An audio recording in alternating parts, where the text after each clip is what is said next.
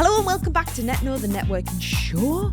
And this week, we're going to be talking about academic networking. So this is a whole new world for me. I've been networking it feels like a bajillion years. It's probably nearly 20 years, but only really in the last year have I started networking in the world of academia. So I wanted to dedicate an episode just to this. So whether you are in academia, you are thinking of engaging and starting into the academia, or whether you are a business person and you want to start networking with academics, this one's just for you. So the first thing that I have to say, there is a big difference between business and academic networking. The culture's very different. The atmospheres can be quite different. But the big thing I noticed in academia is the hierarchy that exists, the power dynamics that are at play, very prominent in academia. And that was something that I wasn't expecting and wasn't aware of until I started my PhD journey.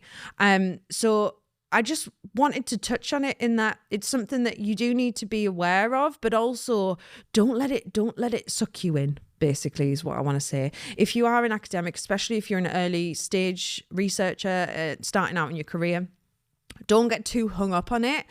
I think it's important to be respectful and be humble, but I also think it's important to not worry too much about or seeing people as above you. I think this happens quite a lot. PhD students, the ones that I speak to, often feel like that they're at the bottom of the food chain. And I guess in the world of academia, you kind of are, you're starting out. But actually, PhD students, if you take them and put them into the world of business, y'all are at the top of the food chain. Business people would love to talk to you and they think that you're amazing and super intelligent. And it's just all about context. And a lot of it's to do with mindset as well. So being aware of the hierarchy that exists when it comes to the power dynamics within academia itself.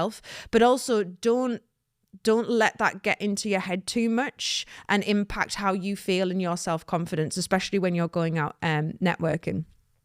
Another big difference that I've noticed between business and academic networking, well, the power dynamics, yes, absolutely are at play, but the things that create power are very different in the two worlds. So in the world of business, the things that kind of create power for people, it's often quite materialistic. So the cars that people drive, the brand of the suit that they wear, how much money they make, how much money their business makes, how many staff they have, how much investment they've raised for their business. Those things all equal power in business.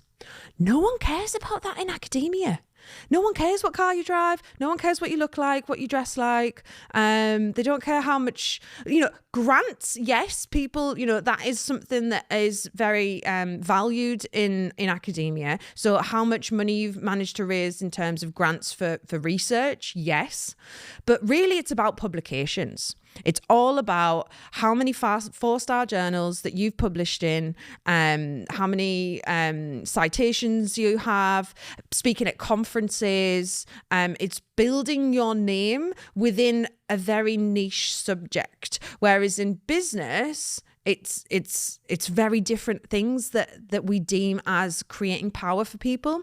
So the hierarchies, even though there are two kind of hierarchies in each world, the elements that make up that power and create those hierarchies, very different in the two. So it's learning how to play the game in each other's world. If you are in one world and want to start networking in the other, understanding what is deemed powerful in one can allow you to help step over.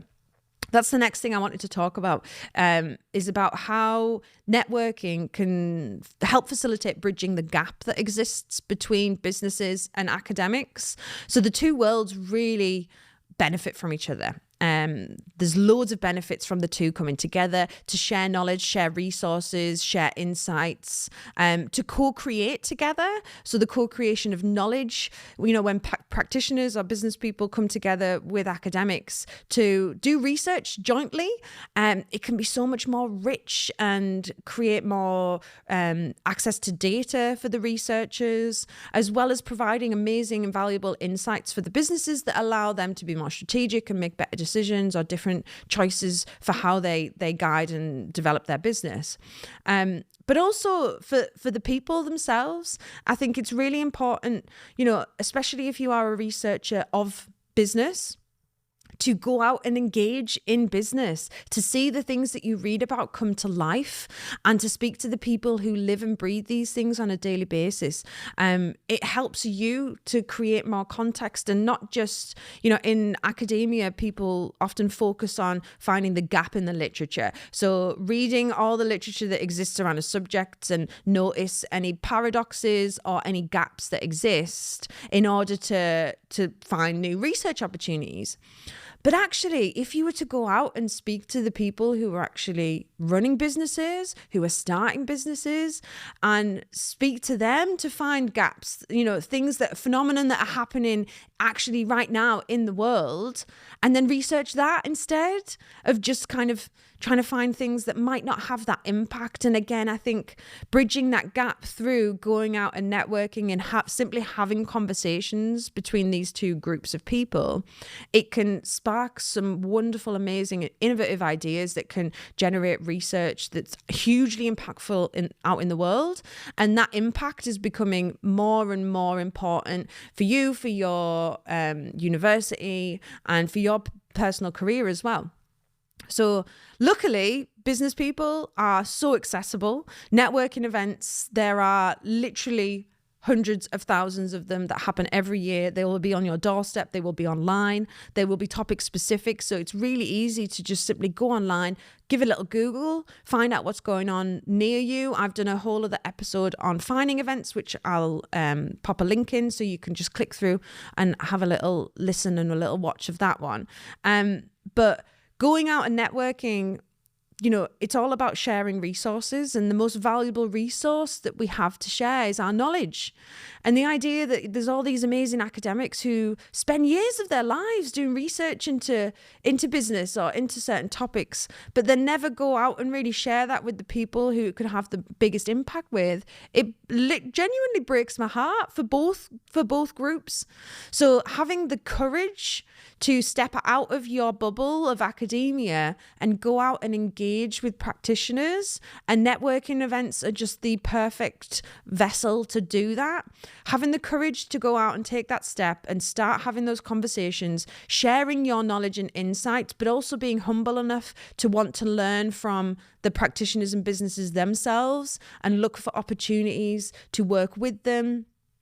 But you can also apply this internally as well. So networking with other departments within the university to create cross-disciplinary research opportunities, and just generate research opportunities within any kind of realms of academia. But going out and doing it with practitioners, with businesses, it just adds this whole other dynamic to your work, to your research, to accessing real life, real-time data, as well as creating this pipeline of impact that you can have out in the real world. So there you have it, academic networking. I love it. It's amazing. Go out, and obviously I'm sure you're doing it already with your peers, with your supervisors, and with people in your niche area of research. But look above that, look beyond that, and look for opportunities to go out and do that within the business world or within whatever world it is that you operate and that you research, and start bringing that research to life and creating the impact that I'm sure you absolutely would love to have. So there you go. That is it for this week.